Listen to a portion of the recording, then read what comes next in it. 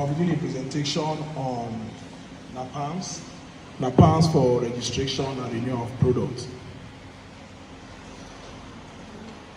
My name is Adubo Gonso on the screen. Thank you. I know it's a bit of puzzle for a lot of us here. NAFDAC today, NAFDAC tomorrow, each time they will come with one difficult things that we don't understand. We try to be NAPAM again. They say before you register product, because the system you are used to then is to bring in your hard copies and you have your product registered. Now over time, the agency is saying no, we have to go e-registration. We have to move with the trend. We have to move with the societal development where we find ourselves. So what is NAPAMS? Most of us have done registration and we have gotten number via NAPAMS. And most of us have also renewed our product via NAPAMS. So from that idea, can any of us in the simple terms just say what NAPAMS is or what you understand by NAPAMS in a layman terms? Do any of us know? Should I mention it? Okay, NAPAMS is a NAFDAC Automated Product Administration and Monitoring System. That is what it stands for. And it is for e-registration. It's for e-registration. Before you register your product on NAPAMS, you have to do what we call data capture. Yes, just as I said, it is designed to enable e-registration for NAFDAC regulated products. Your product is part of it, food is there, etc. What are the benefits? What do you stand to gain when you register your product through NAPAMS? One, it eliminates the need for submitting documents repeatedly. Oftentimes you will be called, we don't see your application letter again. It has happened to a few of us. Where is your fumigation? We can't find it. With the aid of NAPAMS, that one has been eliminated. Then secondly, it enables vendors to track and monitor their product all through the registration process at convenience in your house. When you sit down and say, I registered with NAFDAC, let me see how far it has gone. You log in with your details. You'll be able to say, okay, this is where it is. At convenience, you don't need the aid of any NAFDAC officer to do that. So you can monitor and track your product. It provides easy access to records of product all through its life cycle, including all changes that may have been approved. Yes, it just updates you as it moves in a trend. You get update when you log in. If you access your email often, you're also having information be sent to your valid email. Then what does it do? NAFDAC, it enables NAFDAC to monitor products registered by company, by you too. We also monitor for you. I know presently most of you will come out. I registered since 2023 till now. I have not gotten number. What do we assist you to? We request for your login details. We'll check, your product is in vetting. That is where it is. Exercise patience, it will move to the next stage.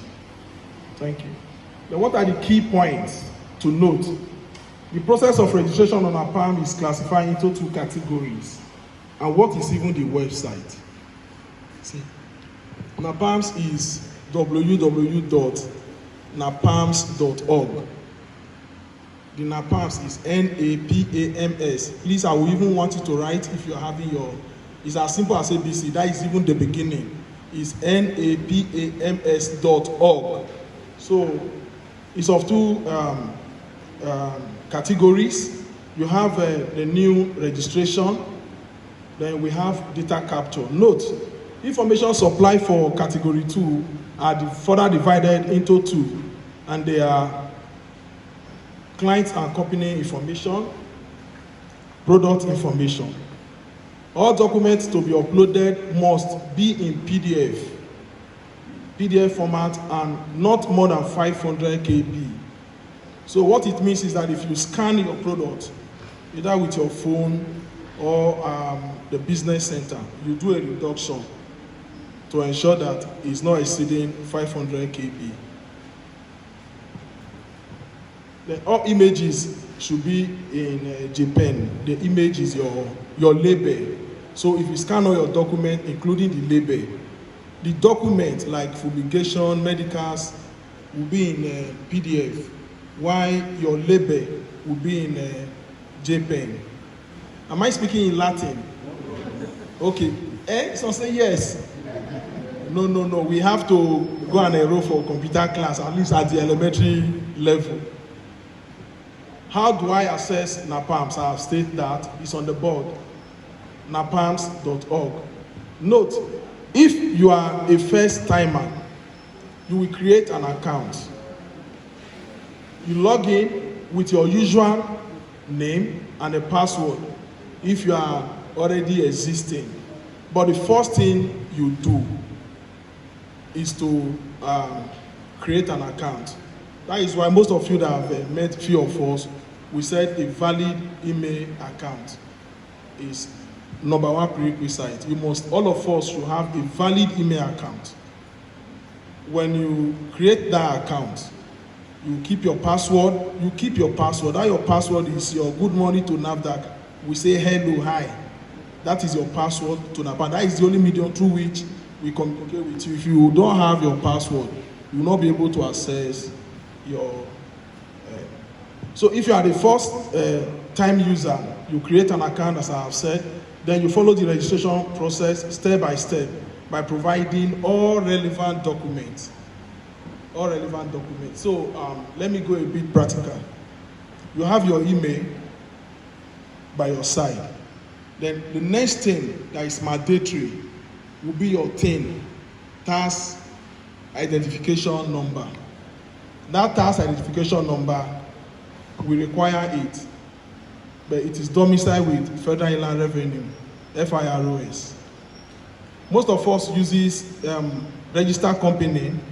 Most of us also have a business name, but it is much easier with a business name, less of tax and all of that, compared to the ROC.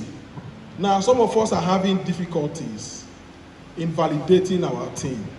When you go there, they tell you that your company was open year 2000. And most of us, ever before now, never knew that there could be a time that this company you open will be relevant. There is a way maybe you could pay tax and all of that. So they will ask you to pay for, FRS will ask you to pay for tax refund for the period of years that you have not used that particular company. Then you have to pay. They will activate your TIN for you. If your TIN is not valid, NAFDAC will not be able to communicate. To us, is a key. Is a key for us for registration. Before now, when NAPAMS started, you could actually type in any number, because I've also had such conversation that I used my joint tax code. Hello, can we hear ourselves? I used my joint tax board, that is JTB, tax identification number from tax board. Hello, okay, yes. That one doesn't work. That one is of 10 digits. They are 10 in number. JTB is 10 in number. I know we have had issues with back and forth. Go and bring your TIN. I already have a TIN. Lo and behold, they will come back with joint tax board 10. We said no. Go to FIROS. That is what NAFDAC recognizes. Okay? And that of FIROS is of 8 digits with hyphen 0001. Once you do that and you are clear with FIROS, as soon as we log in on NAPAMS, it will show validated. That is where you now create you capture, you do a data capture. Okay? You log in, you type in first thing, your thing. You click on validate, it shows validated. Automatically, it displays your company name and address. The rest information is for you to fill in. You fill in your address, you put in your CAC document, you put in your email, the date the CAC was issued and all of that. Okay? So if you do that, you have successfully done a data capture. Once you do a data capture, an email will be sent to your main boss. You have to go back to the email. You click here, there will be here, something green here. Just click on it. Once you click on it, it takes you back to NAPAMS automatically. Log in that your email and your password, it opens. You have successfully done, you have created a profile with NAPAMS, okay? Then the document to scan and upload are on the screen. First and foremost, your application letter. My previous facilitator have said how it should be addressed to the DG through the state coordinator. It must carry a date, then you sign.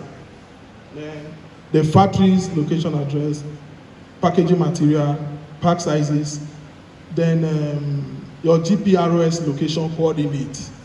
Yes, at the time, the agency was very key about coordinate, so that without the driver, even the officers are coming, you can put in your coordinate. We find ourselves in your facility. Next slide. Scan copy of your trademark. Now you have scanned your application letter. You have gotten your trademark document, which they have mentioned that is gotten with trade and investment. Then the two documents are acknowledgement and acceptance letter. However, the product name is the same as the one on the CAC. The company may ignore the trademark. Also note that the trademark registration is optional for MSME, but your category is not MSME. Next slide. Fumigation certificate should be scanned. Your medical certification should be scanned. In your medical test, you have to do a wider test, sputum test, urine test, stool test, and chest test. Are we together? Yes. Okay, good. Then your label is of two categories. The artwork, there is a provision on your NAPAMS, the artwork and the printed out copy. What you need to, after you have uploaded the application letter, the next one will be your artwork. Then the other ones of the label you are going to upload will be the one you printed out, you have date mark it, you have scanned, okay?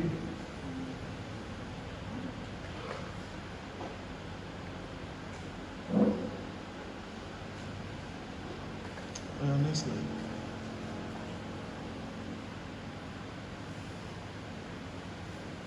Next slide.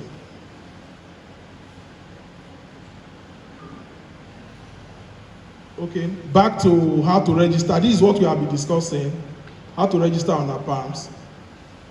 Click on the sign as a client.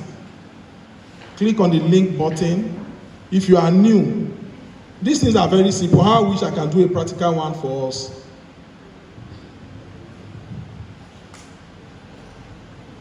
If you are new, there is a provision where you can click new. Then if you are returning, that new, that is where you are also creating, you are doing a data capture because you don't have record with NAFDAC. But if you are a returning stakeholder person, you now need to, you already have the login detail. What you just need to do is to put in your email address, which is the usual name, and the password. Once you click, automatically it opens. Okay, next slide. Then proceed to payment. This portal, when you are processing it, this portal automatically, after you have uploaded all the necessary documents, it automatically generates how much you have to pay.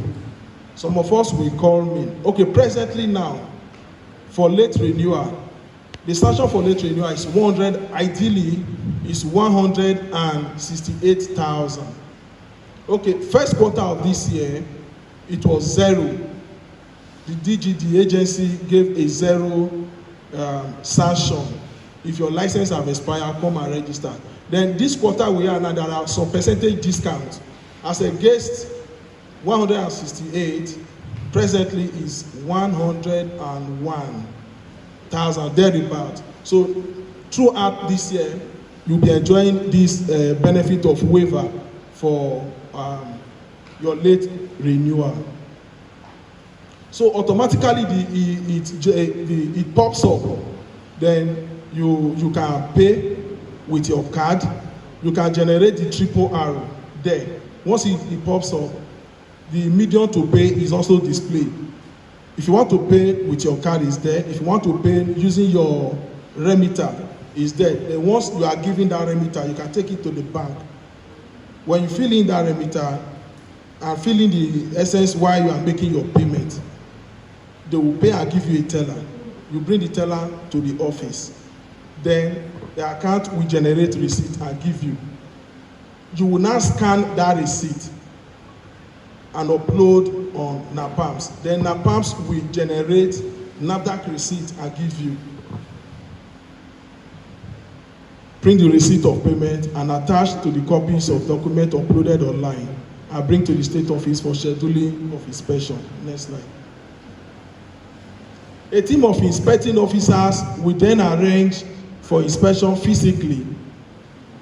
Then, before now, there were times we did a virtual inspection during the COVID, you remember. So it's also obtainable. All necessary provision will be provided by the quality control officer. After a successful inspection, the company will ensure their samples are brought to the state office for onward dispatch to the lab for analysis. Some of us, after NAFDAC have done your either registration, the registration are even eager. The renewal don't want their sample to be reanalyzed, and I don't know why. So oftentimes we have to start calling them, please, because if your sample is not taken for analysis at our lab, your renewal process is not complete. Two things happen. If your quality is up to date, the sample will be successful. If not, it can fail. And if it fails, the consequences is that you have to pay for reanalysis. If the parameter that fail is critical, if it is not low field volume and all of that are not harmful to human, then you might be asked to pay for a follow-up inspection.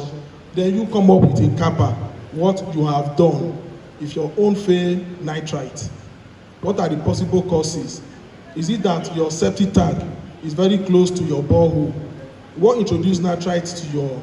So these are the things in your kappa, corrective action and preventive action, that you are writing to us, is that these are measures that you have put in place to ensure that when you sample second time, it will be successful. Okay, yes, this is NAPAMS. Very good. This thing is bright. When you log in napams.org, you see this angle. One is for staff, then the second one is for client. This is your interest. You click on it. God bless you. When you click on it, this is where you create your information. This is the position for the team. This thing is valid. Hence, it's showing the ROC number and every other necessary information that will be displayed. Once your thing is not valid, as soon as you put in there, you see one red stuff at the top showing thing not found. FIROS don't know you. That your company is not active. NAFDAC will ask you to go back to FIROS to activate your company so that you can do business with us. Okay, now your thing is valid. You have gone back to your email you have clicked on the mail NAPAMS sent to you. You will come back here. You are a returning client. You just put in, this is all I'll be saying. In essence, these are just the practical one. You just put in your email address, then you put in your password. You log in. If you log in, you fill in this information. If you are a new, this is just how simple it is. If you are a new person that wants to register a product, this is it, new registration. If you are not, there is a drop down, you click it. It shows that you are not, then you have to do a data capture. It's for renewal of product. Then these are just information, product category. Now this is for bread, bakery wares. Then the subcategory is bread and ordinary bakery wares. Then bread and rolls. You continue. This is just how it lists you on. Now you have to put in the manufacturer information, your company name, your email address, your facility address, your phone number. This is what is required. So once that is done, for water or for bread, this is your form, the NAFDAC form. For bread have ingredients. You know, is composition of flour, margarine, sugar, what have you. But for water, what do you put there? It's just a treated water. That is your ingredient. Direction for use. How do you eat your bread? People eat it with different, it can be taken with soft drink. Some people take it with tea. You put in your direction for use, then your packaging specification, how to store it, then what is the shelf life. You put it there. These are just the required information. Automatically, once you do that and submit, the amount pops up. This amount pops up. Now, there is you can pay using all these payment option. If you want an invoice, or maybe you have gone to the bank to pay, this is where an invoice can also be generated for you. An invoice can be generated for you here. That is the triple arrows. Because if you click on next now, it shows that you want to pay. A triple arrow will be generated. You can simply just take that triple arrow, go to the bank, pay, take that receipt of payment, scan the receipt of payment. There is a provision where you can upload. Once you upload it, and make sure the triple arrow is very clear and legible. NAPAMS sees it, they will release your receipt of payment. Next slide. These boxes you must click. If you don't click it, your form will not drop. Just click disclaimer, then certificate. If your product is MSME product, automatically it will show here that it is for us to treat. If it is Lagos, that processing site is automatic based on the information you fill in. If it's MSME, it's automatic. It knows that it's going to the zone. If it is water for registration, it's Lagos straight. It's not you that will start deciding where it goes. Okay? Then you submit. Once you submit, you go back to the dashboard. The left hand of your dashboard, you are going to see instruction there. Print certificate is there. The dashboard itself, it will show you your application number, it will show you your product name, it will show you the address of your factory. Then you can also view, that is where you now monitor. When you click view, it will tell you that your application has been submitted. Then as it progresses, you see it, okay, it's under vetting, it's on approval, oh, your product has been approved. If you also have a compliance directive, as most of us do, on our NAPAMS, after that payment, we are able to print out our receipt of payment, we print out our form, we don't go back there again until your next renewal year. When you come, where is your renewal license? They didn't give me. How did you register? Through NAPAMS. Okay, and bring your login detail. Fortunately, most of them we remember. When you log in, you just see one yellow sign. It's just blinking for you. A lot of non-conformances in your documentation. The product name and the one on your trademark, they are not aligned. The officer that vets say reconcile. If you don't respond to that non-conformances on NAPAMS, you will not make progress. The system will be waiting for you to respond. Once you respond, it moves. Somebody will view it, adjust, that is how it is. But if you don't respond, that is how it will remain. So most times, you stakeholders have your role to play. Then the agency have their role to play.